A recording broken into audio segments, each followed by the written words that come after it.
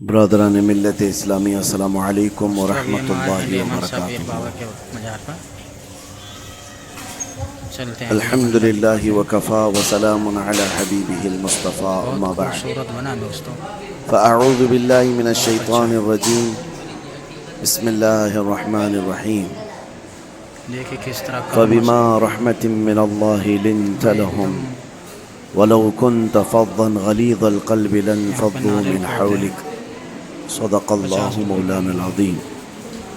بارگاہ رسالت معاب صلی اللہ تعالی علیہ وسلم میں درود پاک کا ہدیہ پیش کریں۔ اللہم صلی علی سیدنا و مولانا محمد معدن الجود والکرم وآلہ واصحابہ الکرام وابنہ الکریم وبارک وسلم صلاة دائمة سرمدا ابدا۔ عزیزان گرامی وقار، انسان کو اللہ تبارک و تعالیٰ نے جو خصوصیات عطا کی ہیں اس میں خاص طور پر زبان اور بیان کی خصوصیت بہت اہم ہے۔ شیخ سعدی رحمۃ اللہ تعالیٰ علیہ فرماتے ہیں تا مرد سخن نہ گفتہ باشد عیب و ہنرش نہ ہفتہ باشد۔ جب تک آدمی بات نہیں کرتا اس کی اچھائی بھی چھپی رہتی ہے، برائی بھی چھپی رہتی ہے۔ انسان اپنے کلام سے، اپنی بات سے سمجھ میں آ جاتا ہے کہ کس کیٹیگری کا ہے، کس لیول کا ہے۔ اس کی گفتگو کے آداب اس کی حقیقت بتاتے ہیں، بلکہ یہاں تک کہ اس کے نسب کا بھی پتہ لگا لیا جاتا ہے اور اس کی تربیت کا بھی اندازہ ہو جاتا ہے۔ حضرت لقمان حکیم سے پوچھا گیا نیکی کس کا نام ہے، تو آپ نے فرمایا دو چیزیں اور بہت چھوٹی ہیں۔ نیکی دو چیزیں ہیں جو بہت چھوٹی ہیں۔ کہا کیا ہے؟ کہا کہ ملاقات میں لوگ اپنے بھائیوں سے مسکرانا اور نرم گفتگو کرنا۔ ساری نیکیوں کی جڑ ہے یہ، نرم گفتگو کرنا اور لوگوں سے خندہ پیشانی کے ساتھ مسکرا کر ملاقات کرنا۔ لیکن میرے عزیزو، یہ دو چیزیں بناوٹی تو بہت سارے لوگوں کے ساتھ آ سکتی ہیں، اخلاق تصنع جس کو کہتے ہیں، تکلف کے ساتھ بہت سارے لوگوں کے ساتھ آ سکتی ہیں، لیکن حقیقت میں جس انسان کی طبیعت میں یہ دو چیزیں ہونی چاہیے وہ کب سمجھ میں آتی ہیں؟ اس وقت جو مولا علی کرم اللہ وجہہ الکریم نے فرمایا کسی انسان کو اس کی حقیقت دیکھنا ہو تو غصے کے عالم میں اسے دیکھو۔ وہ اپنے آپے سے باہر ہوتا ہے یا اپنے مزاج کے خلاف کس طرح بات کو سن کر کے تحمل رکھتا ہے۔ سب سے بڑا پہلوان وہ ہے جس نے اپنے غصے کو کنٹرول کیا اور اپنی زبان پر قابو پا لیا، ورنہ یہ وہ لمحہ ہے جب انسان پھٹ پڑتا ہے، جو دل کے اندر ہے سب کہہ جاتا ہے۔ آپ کو میں بتاؤں، نبی کریم صلی اللہ تعالیٰ علیہ وسلم کے عظیم اخلاق کریمہ، بخاری شریف کی حدیث ہے، حضور مسجد نبوی میں تشریف فرما ہے۔ اس وقت مسجد نبوی، آج ہو سکتا ہے آپ کے ذہن میں جو امیج ہے مسجد نبوی کی، بہت بڑی عالی شان مسجد، لیکن وہ زمانہ نبوی میں اس طرح کی نہیں ہے۔ کچی دیواریں تھیں، اوپر چھپر کے چھت پڑے ہوئے تھے اور مٹی کی زمین تھی۔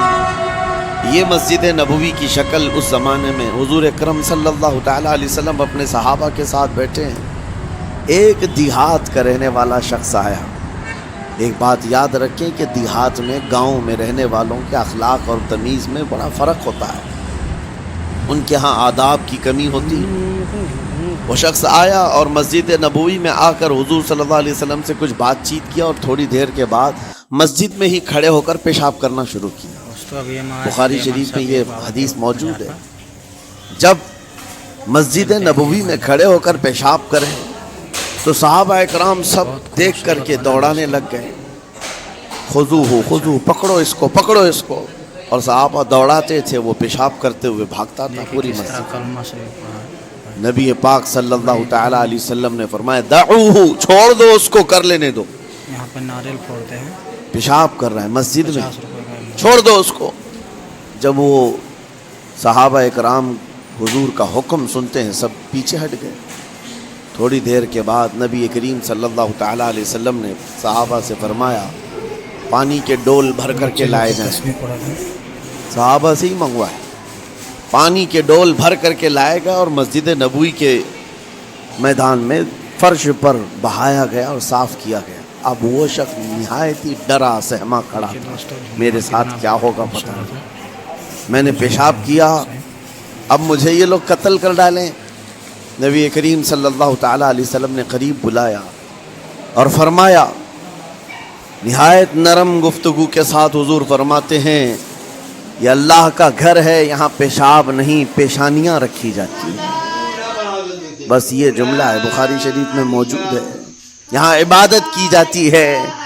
اتنا کہہ کر رخصت ہو گئے، رخصت کر دیا۔ وہ دیہات سے آیا ہوا جو نوجوان تھا یا شخص تھا، باہر نکلتے ہی وہ کلمہ طیبہ پڑھ کر حضور کی غلامی میں شامل ہوا۔ میں نے وہ بلند عالی اخلاق نہیں دیکھے۔ نبی کریم صلی اللہ علیہ وسلم کے بارے میں قرآن کہتا ہے فَبِمَا رَحْمَةٍ مِّنَ اللَّهِ لِنْتَ لَهُمْ، اللہ کی رحمت سے آپ لوگوں کے لیے نرم ہیں، اس لیے لوگ آپ کے ارد گرد لگے ہوئے رہتے ہیں۔ وَلَوْ كُنْتَ فَضًّا غَلِيظَ الْقَلْبِ لَانفَضُّوا مِنْ حَوْلِكَ، اے رسول اگر آپ سخت دل ہو جائیں تو پھر یہ سب چھٹ جائیں گے، آپ سے دور ہو جائیں گے۔ اس رسول کے لیے جب کہا گیا ہے کہ اگر آپ سخت ہو جائیں تو لوگ چھوڑ کر کے دور ہو جائیں گے، تو ہمارے اور آپ کے لیے کس قدر لہجے کی پابندی ضروری ہے۔ ہاں عزیزان گرام وقار، اپنی گفتگو، اپنے کلام، اپنی بات چیت سے آپ اپنے سلیقے بتاتے ہیں۔ گالی گلوچ کرتے ہوئے جن کی صبح شامیں ہوتی ہیں، ان کو دیکھ کر کے ہی پہچان میں آ جاتا ہے کس گھر سے یہ تعلق رکھتا ہے، کہاں ان کی تربیت ہوئی ہے، کس طرح ان کے آداب سکھائے گئے۔ اسی لیے میرے عزیزو، بچوں کو آوارہ بھی نہ چھوڑ دینا کہ وہ اپنی زبان گلی کوچوں سے سیکھ کر کے جائیں۔ کل کو ہوگا یہ کہ اس کی زبان کی وجہ سے لوگ تمہیں تان و تشنیع کریں گے، اس کا باپ ایسا ہوگا اس لیے بچہ ایسا ہے، اس کی ماں اس طرح ہوگی اس لیے اس کی گفتگو ایسی ہے۔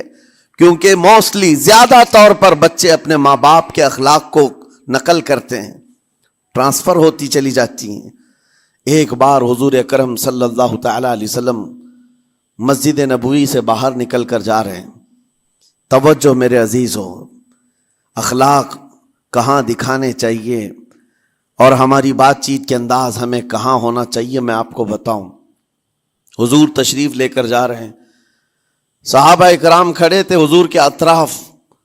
مدینہ طیبہ کی ایک بوڑھی خاتون جس کا ذہنی توازن کھویا ہوا ہے، یعنی وہ دماغی طور پر ڈسیبل ہے، اور وہ آئی جا رہی تھی۔ لوگ جب بھی اس کو دیکھتے راستہ کاٹ لیتے، وہ جس کو بھی پکڑتی تھی سنانا شروع کرتی تھی، جو منہ میں آئے بکنے لگ جائے، اور لوگوں کو تنگی محسوس ہونے لگتی۔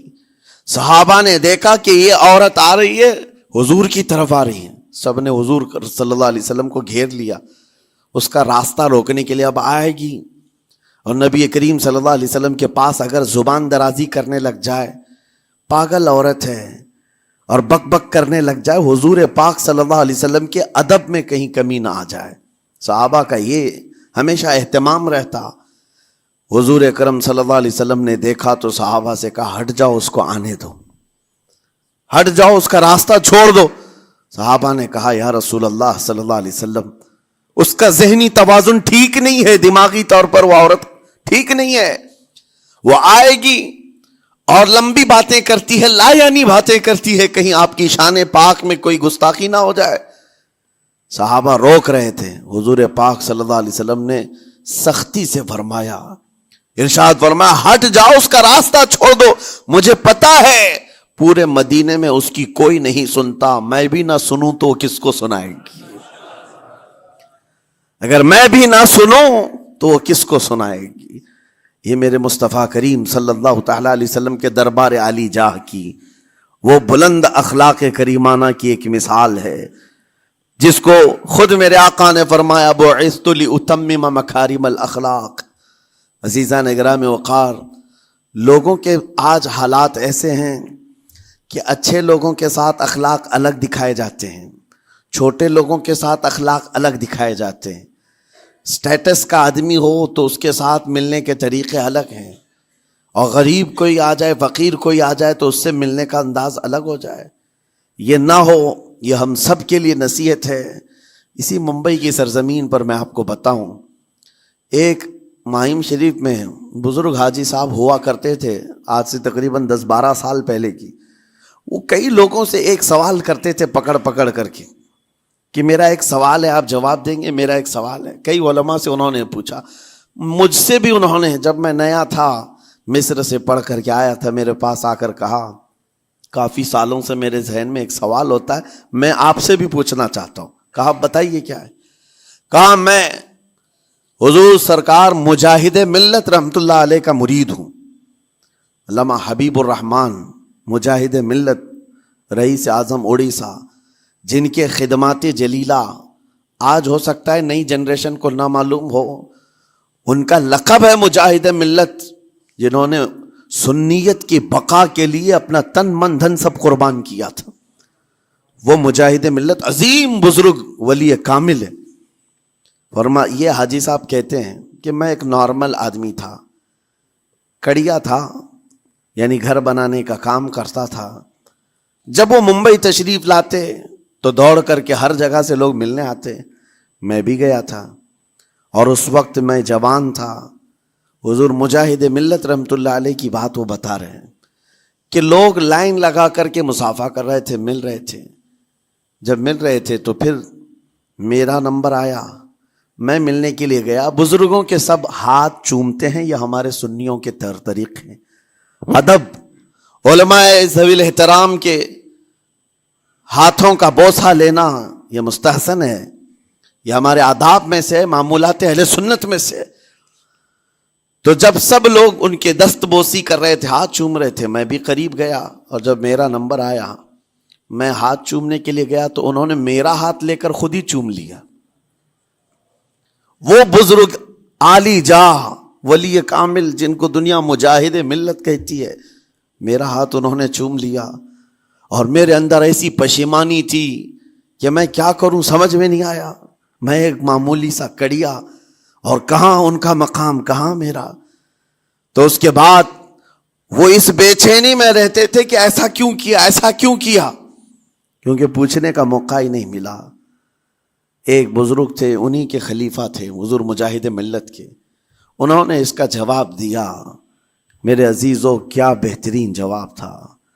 حضرت مجاہد ملت رحمت اللہ تعالی علیہ یہ چاہتے تھے کہ ہزاروں لوگ ہماری تعظیم کرتے ہیں تو کہیں ہمارے دماغ میں بادشاہت کا خیال نہ آئے، ہم غریب اور فقیر کا ہاتھ چوم کر اپنے نفس کی مخالفت بھی کرتے ہیں. اخلاق کریمانہ دکھانے کے لیے اسٹیٹس والوں کے ساتھ ہی نہیں، غربا فقراء کے ساتھ بھی وہ اخلاق ہوں.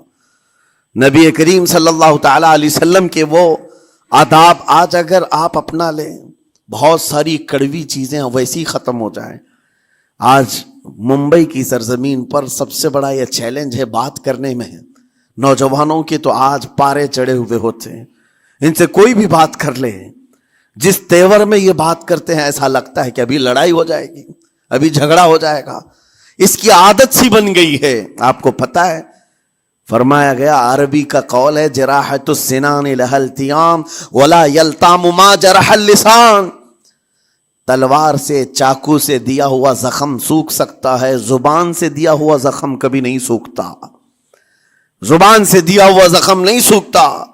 بولنے سے پہلے 1000 بار اس بات کو خیال ہونا چاہیے کہ میں جس کو بول رہا ہوں کہیں اس کا دل چھلنی تو نہیں ہو جائے.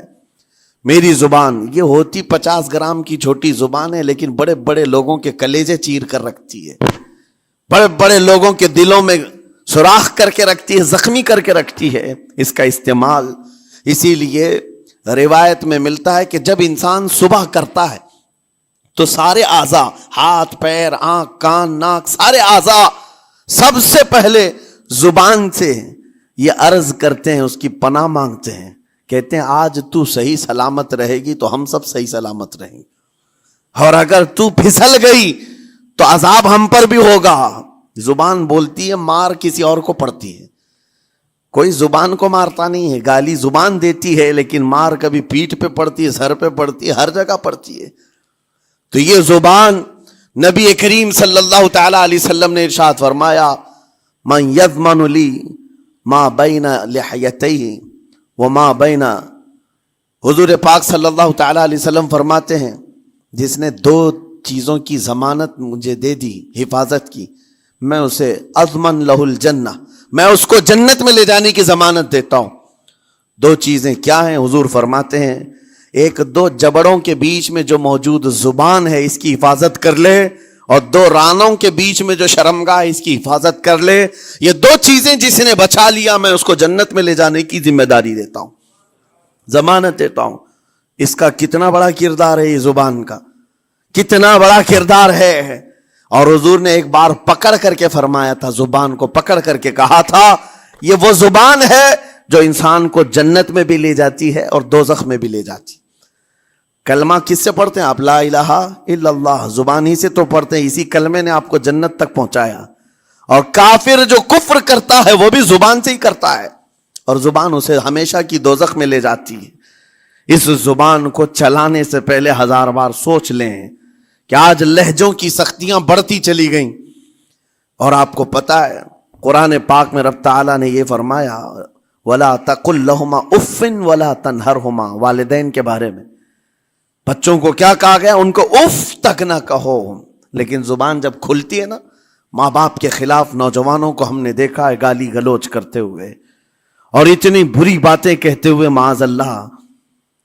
عزیزان گرامی وقار، حضور نے تو یہ فرمایا جس نے پلٹ کر کے اپنے ماں اور باپ کو سخت لہجے میں بات کیا یا ان کی نافرمانی کی، حضور فرماتے ہیں میرا دل چاہتا ہے کہ اس کے گھر کو آگ لگا دوں، آگ لگا دوں۔ اس لیے اس بات کو ہمیشہ یاد رکھیں، تمہارے لہجے کی سختیاں کسی کو زخمی کر دیں تو آخرت خراب ہو جائے گی، آخرت خراب ہو جائے گی۔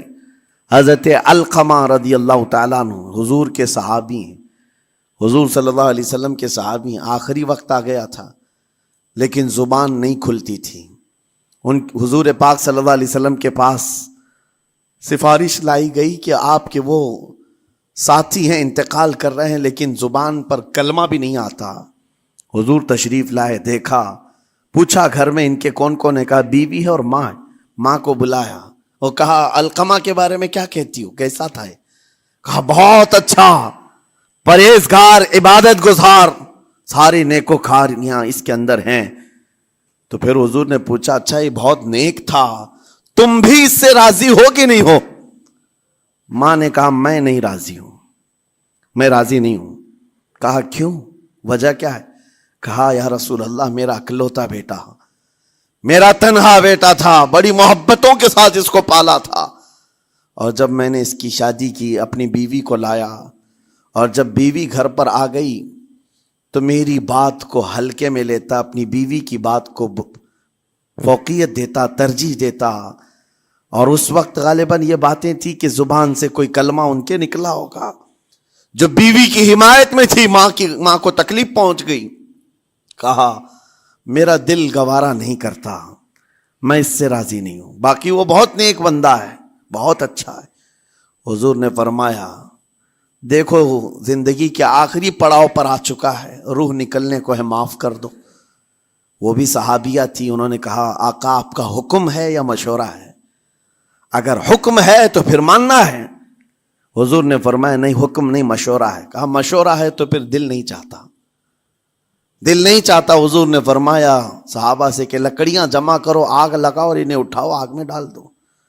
آگ دہکائی گئی تو ماں کی ظاہر سی بات ہے ممتا بے چین ہو گئی۔ کہا ان کو میرے سامنے آگ میں ڈالیں گے؟ کہا ہاں، اس سے بہتر ہے کہ وہاں جلے گا، یہاں جلے۔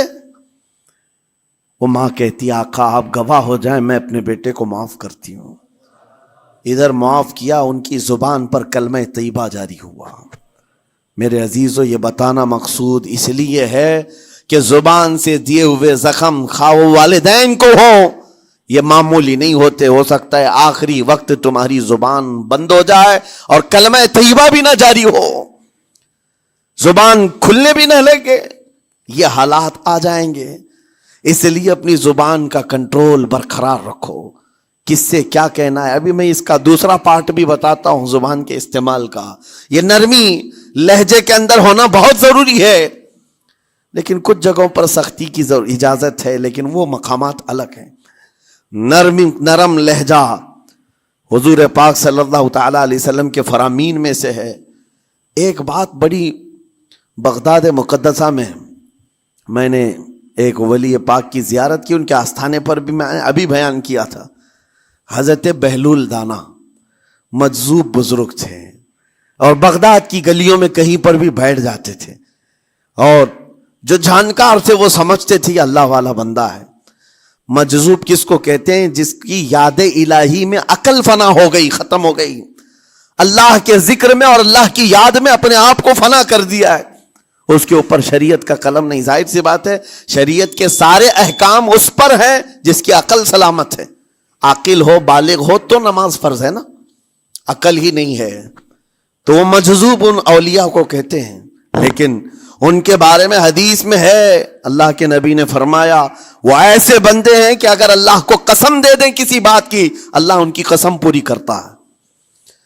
وہ بہلول دانا بیٹھے ہوئے تھے، بغداد کا ایک مشہور تاجر تھا، لیکن خستہ حال تھا، بہت نقصان اٹھا چکا تھا، خسارے میں چل رہا تھا، بزنس پورا لاس میں، اور وہ پریشان حال بہلول دانا کے پاس آیا، گڑ گڑایا، کہا کہ حضور مجھے بچا لیں، رحم کر لیں، میں تاجر ہوں، لٹ گیا ہوں، لاس میں ہوں، کچھ آپ فرما دیں، میں کیسے اس بھنور سے نکلوں؟ بہلول دانا نے دیکھا، کہا ٹھیک ہے کچھ پیسے بچے ہیں؟ کہا ہاں ہے، وہ بس اتنا سرمایہ ہے کہ مال لیتا ہوں پھر بیچ دیتا ہوں، نفع نہیں ہوتا۔ بہلول دانا نے کہا ایک کام کر، کالا کپڑا جتنا ملتا ہے سب خرید لے، پورے شہر سے کالا کپڑا جہاں جہاں مل جائے سب لے کر اسٹاک کر لے۔ کہا جی حضور آپ نے جیسا فرمایا۔ گیا، جتنا سرمایہ تھا سب لگا دیا، کالا کپڑا خرید کر ایک جگہ اسٹاک کر دیا۔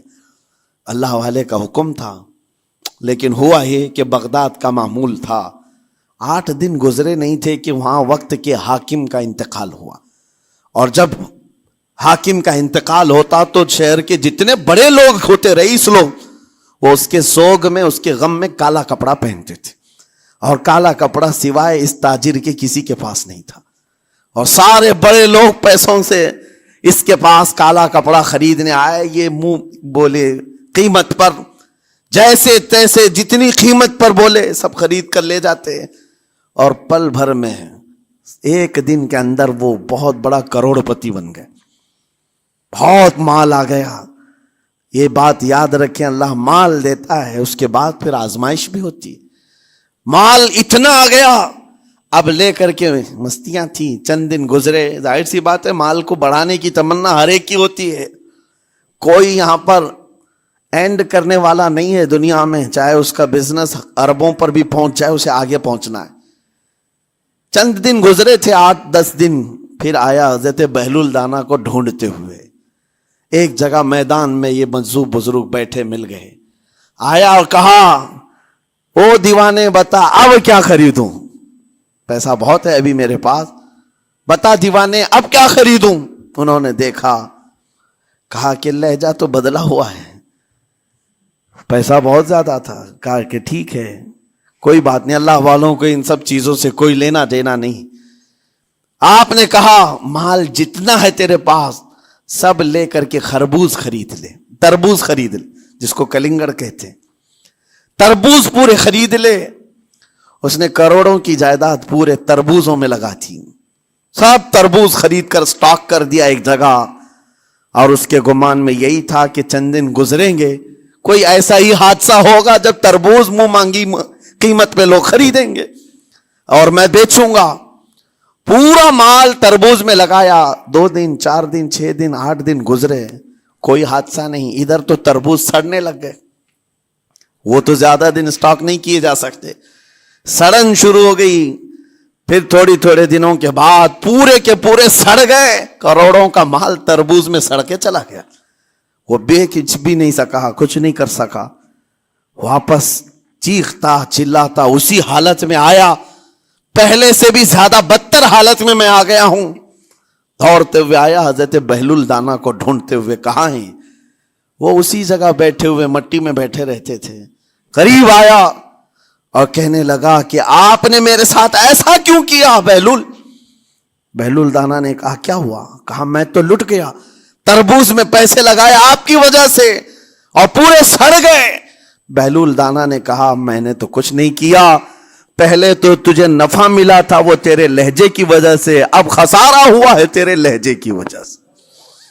پہلے جو آیا تھا بات کرنے کے لیے اس وقت تیری تمیز الگ تھی، تیری تہذیب الگ تھی، اخلاق الگ تھی، گڑ گڑا کر کہا تھا کہ میں لٹ گیا ہوں آپ رحم کر دیں۔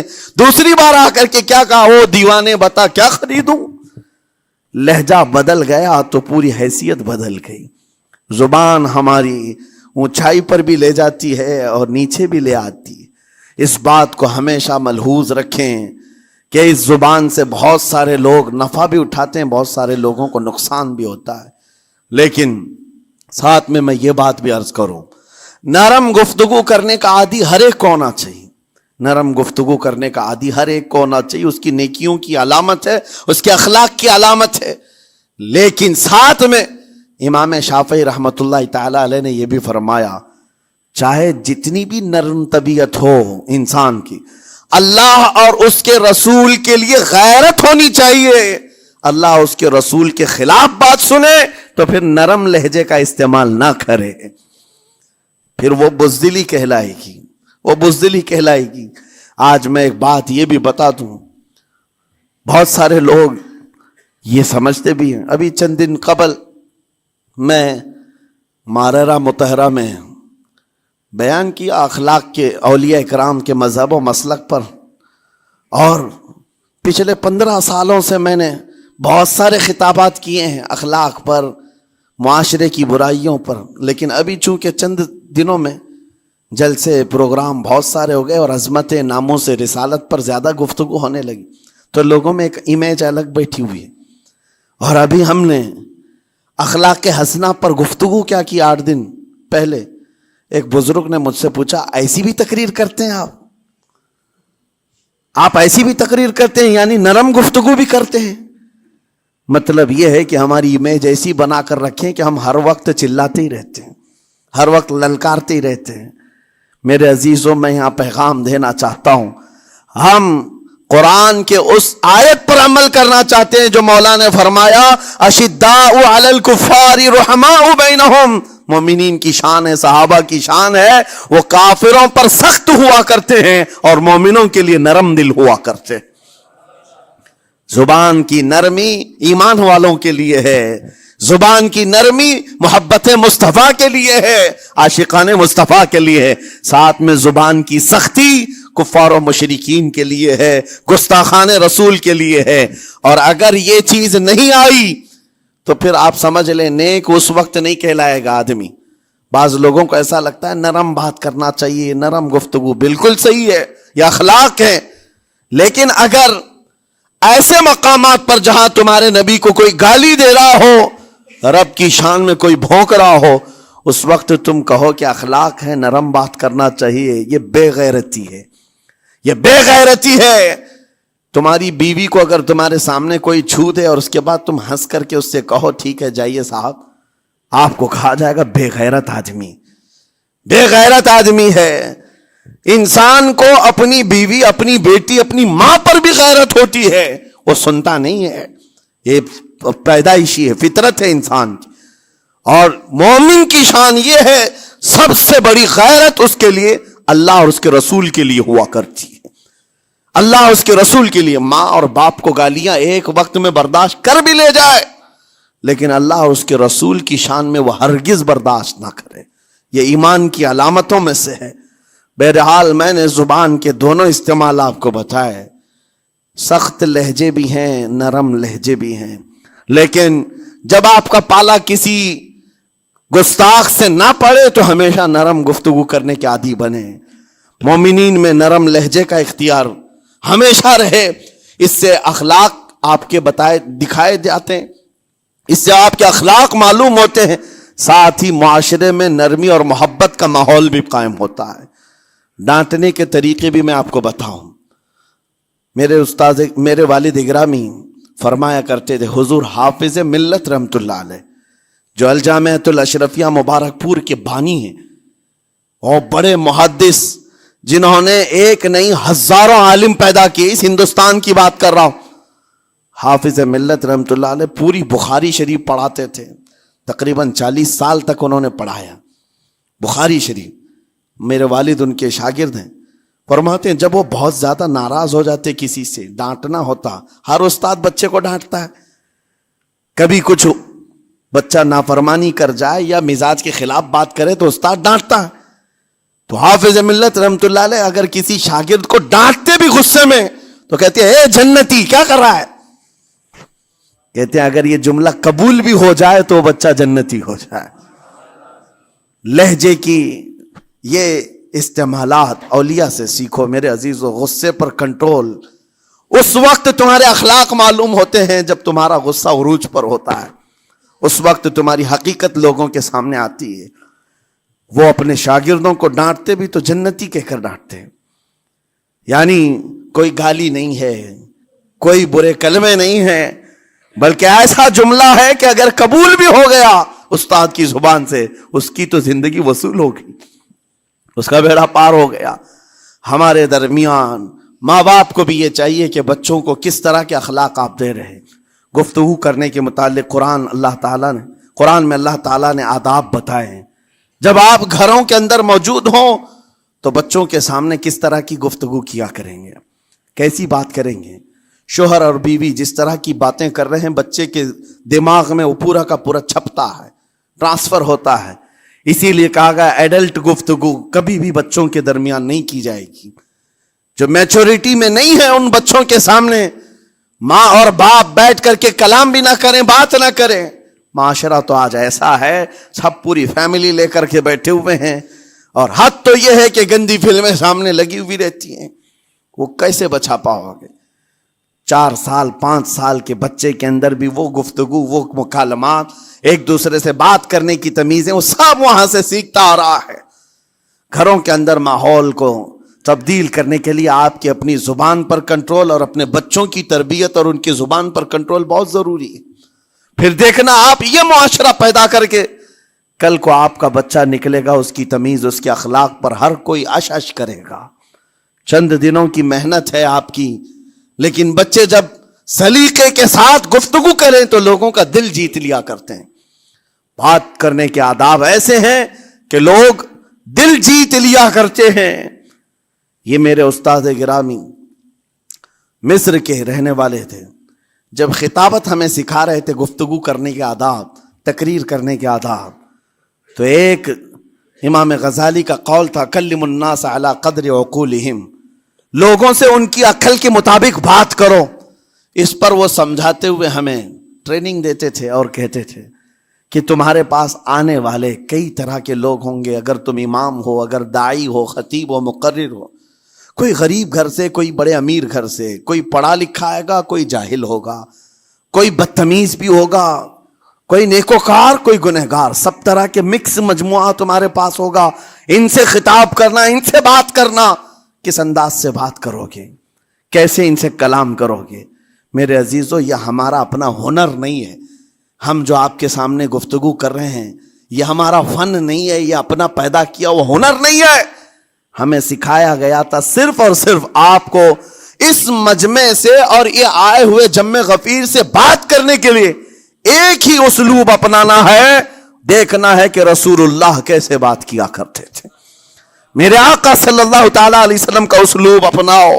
حضور کے خطبے دیکھو، حضور جب خطاب کرتے، ظاہر سی بات ہے مسجد نبوی میں اس وقت بھی لوگ، ہر طرح کے لوگ آتے، دیہات کے بھی تھے، شہر کے بھی تھے، اعلیٰ دماغ والے لوگ اور کئی الگ الگ قسم کے لوگ آتے. حضور کا خطاب سب کے لیے تھا.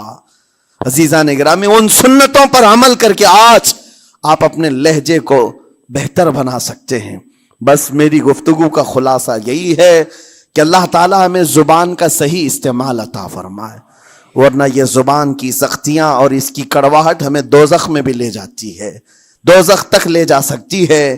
اللہ تعالیٰ اس کی مکاریاں، اس کی عیاریاں اور اس کی شرانگیزیوں سے ہم سب کی حفاظت فرمائے. ساتھ میں یہ بھی میں بتا دوں، وہ زبان پاک نہیں بولتی، وہ زبان پاک نہیں بولتی جو حلال نہیں کھاتی. یہ بھی بزرگوں نے فرمایا ہے, یہ زبان پاک نہیں بولتی جو حلال نہیں کھاتی. اسی سے ہر کچھ گزرتا ہے, اندر پیٹ میں جاتا ہے. حلال لقمے اس سے گزارو تو زبان پاک بولے, اللہ کا ذکر کرے اور تمہیں زبان میں وہ لذت آنے لگ جائے.